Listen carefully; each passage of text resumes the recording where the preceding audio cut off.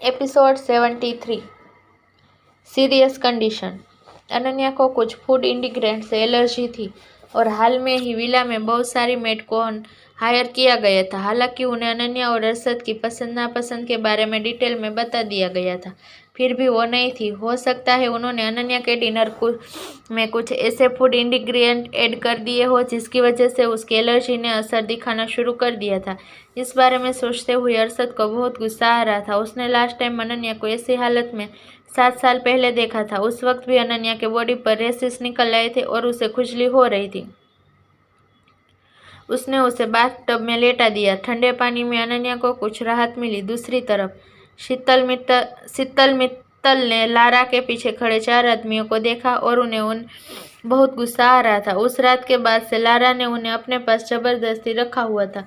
कोई नहीं जानता था उसने ऐसा क्यों किया है। शीतल मित्तल ने उसे एक बारे में कई बार पूछा, लेकिन लारा इस बारे में कोई बात करना पसंद नहीं करती थी। इसलिए मिसेस शीतल ने अपने गुस्से को कंट्रोल करते हुए पूछा, तुमने अरशद सिंघानिया के साथ क्या किया है? वो इतने गुस्से में क्यों था? उसने एक ही दिन में हमारे आधे से ज्यादा लोगों को अपने साइड कर लिया है। यह सुनकर लारा के होठों पर स्माइल आ गई, जैसे उन्हें इन सब से कोई फर्क नहीं पड़ता हो।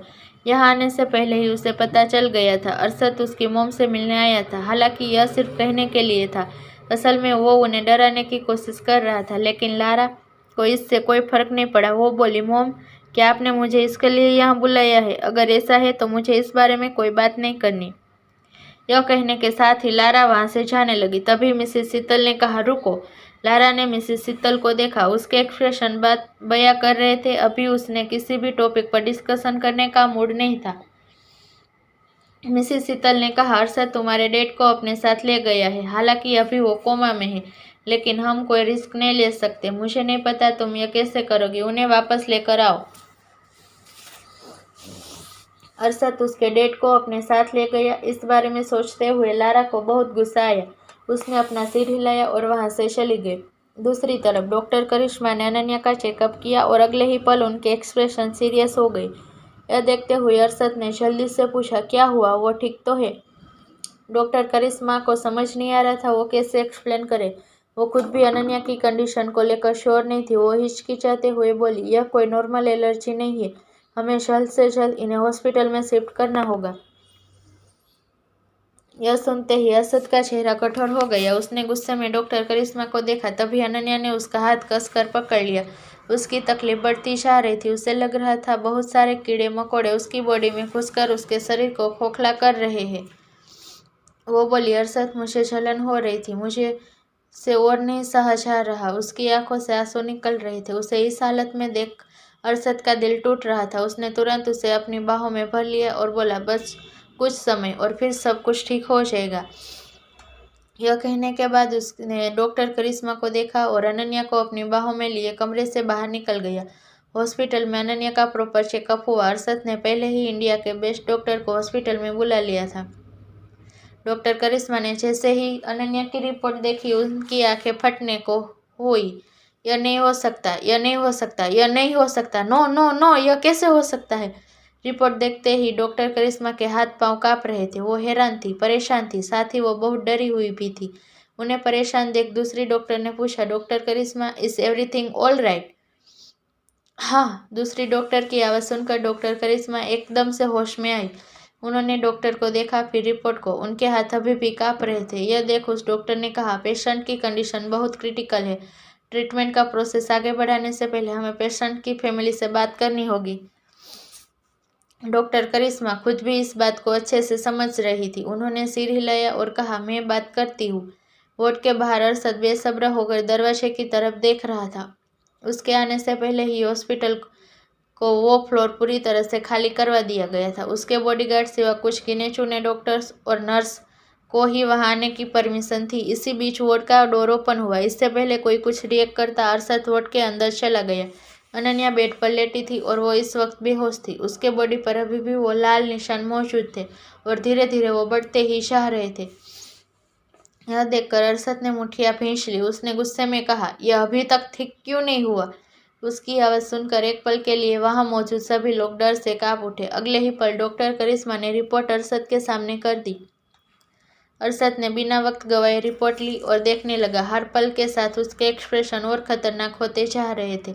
इस वक्त अनन्या की कंडीशन बहुत क्रिटिकल है। यह कोई नॉर्मल एलर्जी नहीं है। उसकी बॉडी के इंटरनल ऑर्गन इन्फेक्ट हो चुके हैं। अगर जल्द ही ट्रीटमेंट स्टार्ट नहीं किया गया तो डॉक्टर करिश्मा बोलते बोलते रुक गई। वो कहना चाहती थी, अगर जल्द ही ट्रीटमेंट स्टार्ट नहीं किया गया वो अनन्या के इंटरनल ऑर्गन डैमेज हो सकते हैं। हो सकता है उसे बचाना मुश्किल हो जाए या फिर उसे हमेशा के लिए बेड पर ही रहना पड़े। हालांकि उनमें ऐसा कुछ कहने की हिम्मत नहीं थी, लेकिन अरशद रिपोर्ट देखने के बाद सब समझ चुका था। उसने फाइल को हाथों में दबोच लिया और आंखें बंद करते हुए अपने इमोशन को कंट्रोल करते हुए बोला, यह सब कैसे हुआ? डॉक्टर करिश्मा को बस इसी बात का डर था। वो खुद भी नहीं समझ पा रही थी यह सब कैसे हो गया। वो सालों से इस फील्ड में थी और उन्हें पता था उन्होंने अनन्या को सही एंटीडोट दिया था। जो मेडिसिन अनन्या ने ली थी वो भी प्रॉपर ही थी। हालांकि उन्हें अरशद की तरफ देखते हुए डर लग रहा था, फिर भी उन्होंने जवाब तो देना ही था। वो बोली, मैं खुद भी अभी श्योर नहीं हूँ। एंटीडोट एंड मेडिसिन के सैंपल को मैंने पहले ही रिसर्च लैब में भेज दिया है। जल्द ही उसकी रिपोर्ट आ जाएगी, लेकिन अभी हमें सबसे पहले अनन्या का ट्रीटमेंट स्टार्ट करना होगा। अनन्या का नाम सुनते ही अरशद ने आंखें खोल दी। अनन्या के करीब जाते हुए आज पहली बार वो अपने इमोशन को कंट्रोल नहीं कर पा रहा था। अनन्या का पूरा चेहरा लाल रेसिस से भर गया था। वो दर्द में थी और अरशद को यह बिल्कुल भी अच्छा नहीं लग रहा था। उसने झुककर उसके माथे को चूमते हुए कहा, आन्या, तुम्हें कुछ नहीं होगा। मैं तुम्हें कुछ होने ही नहीं दूंगा और तुम्हें भी मुझसे दूर जाने की इजाज़त नहीं है। अगले ही पल अनन्या की बॉडी में कुछ हलचल हुई। ऐसा लगा उसने अरशद की बातें सुन ली। अरशद ने उसे गले लगा लिया। वो उसे एक पल के लिए भी खुद से दूर करना नहीं चाहता था, लेकिन अगले ही पल एक डॉक्टर ने कहा, मिस्टर सिंघानिया, हमें मिस अनन्या का ट्रीटमेंट जल्द से जल्द स्टार्ट करना होगा। अरशद ने अनन्या को वापस बेड पर लेटा दिया। उसकी तरफ देखते हुए उसने तेज आवाज में कहा, मुझे नहीं पता तुम सब यह कैसे करोगे। मुझे मेरी अन्या सही सलामत चाहिए। अगर इसे कुछ भी हुआ तो तुम सब भूल जाना तुम्हारा इस दुनिया में कोई अपना है। यह सुनते ही सभी शॉक्ड हो गए। तभी अरशद ने आगे कहा, अब जब तक आन्या ठीक नहीं हो जाती तुम सब यही इसी फ्लोर पर रहोगे। तुम्हें यहाँ से बाहर जाने की इजाज़त नहीं है। यह सुनने के बाद तो सब और भी ज़्यादा शॉक्ड हो गए। वहाँ से जाने से पहले अरशद ने अनन्या को देखा और वार्ड से बाहर आ गया। किसी को समझ नहीं आया अभी वहाँ क्या हुआ। सब हैरान होकर कभी अनन्या की तरफ देख रहे थे तो कभी दरवाजे की तरफ।